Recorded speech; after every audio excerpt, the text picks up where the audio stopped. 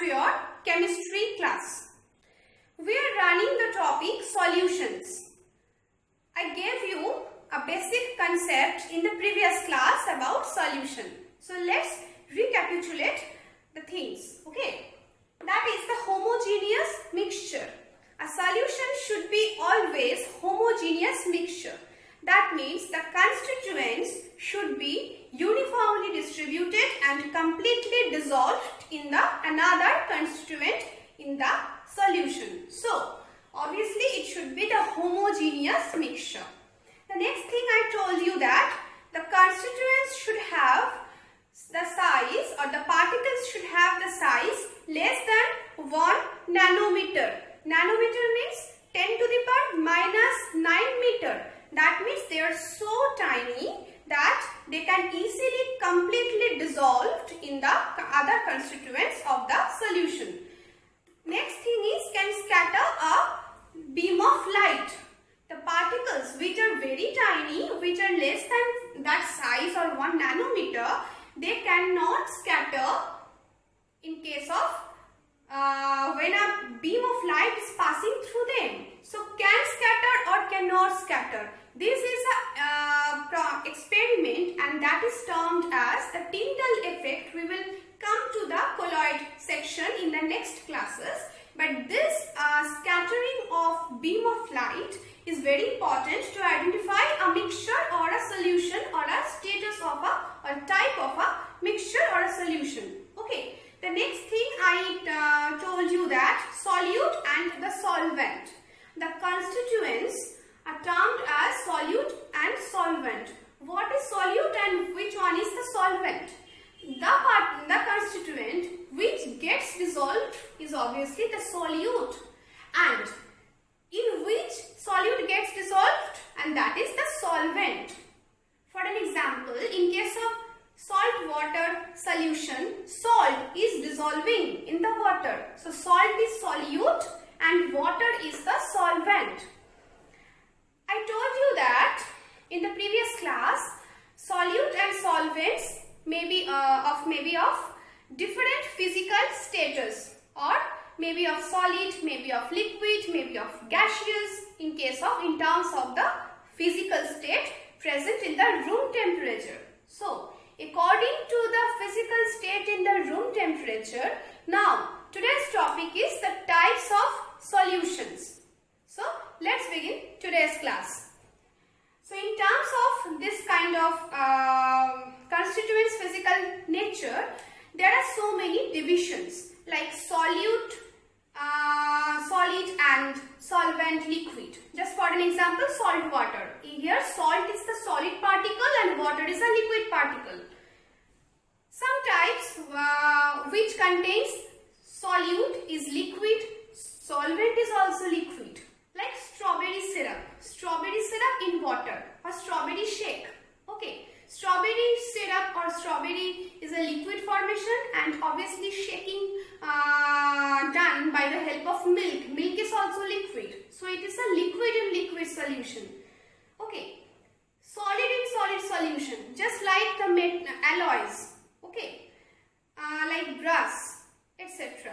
So gases in liquid, liquids in gases. There are so many different types of solutions having different solute and solvent in different physical nature, physical state in our environment. So let's have some practical knowledge regarding this topic.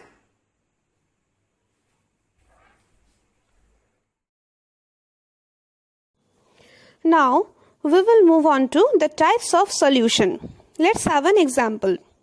Sugar in the water. Now we have to learn again components of solutions just as a summary. What is solute? A substance that dissolves in the solution. And what is the solvent? And that is the dissolving. Here you can see over here, the solute is the sugar or salt in the water that is actually dissolved in the solvent. And what is a solvent? That dissolves a solute, usually present in the greater amount. You can see over here, in case of the previous example, sugar in water or salt in water, water is the solvent. Okay, So sugar is the solute and water is the solvent here. The ability of solute to be dissolved in the solvent is termed as solubility. Okay. A maximum amount of solute that can dissolve in a given amount of solvent at a certain temperature is termed as solubility. In case of this example, now an experiment is done about the three types of solution based on the amount of dissolved solute in the solvent. Here, some sugar, plain sugar or brown sugar will be added in the plain water under the room temperature. A small amount of sugar is now added in the water. So what will you observe?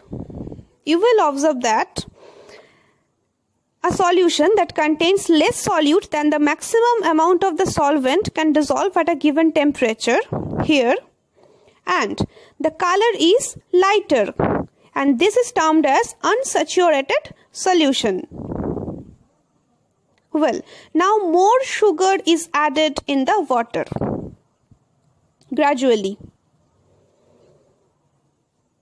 And after adding a lot of amount of sugar in the water, what will you observe? You will observe that a more dark color, and this is termed as saturated solution. A solution that contains the maximum amount of solute dissolved by a given amount of solvent. And this appears as the intermediate color between the saturated and hypersaturated or oversaturated solution. Now, excessive sugar is added inside the water. The color is gradually become more darker. Now, what will you observe and what this type is called? Well, you can see over here the darker color, I mean the darkest color as compared to the previous two types, and this type of solution is termed as super or oversaturated solution.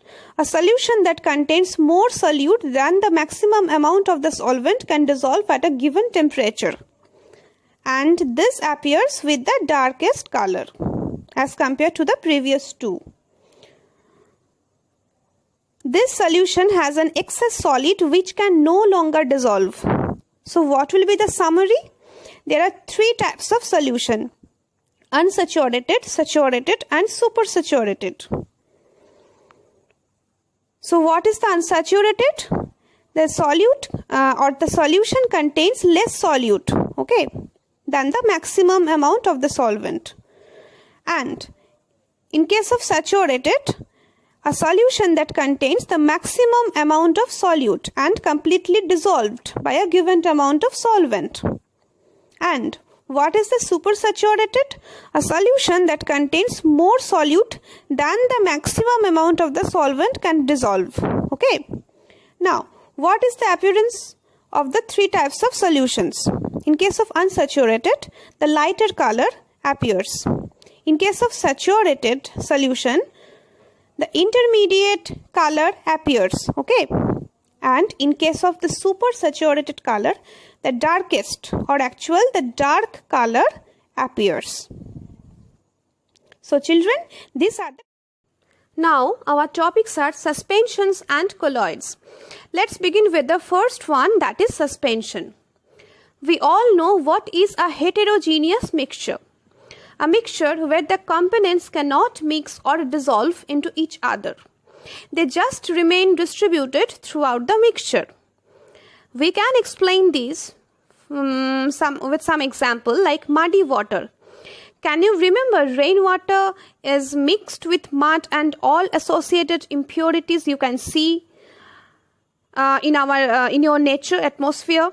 But if you notice that you can easily separate the mud particles from the water, that indicates they are not mixed. They are just forming a heterogeneous mixture.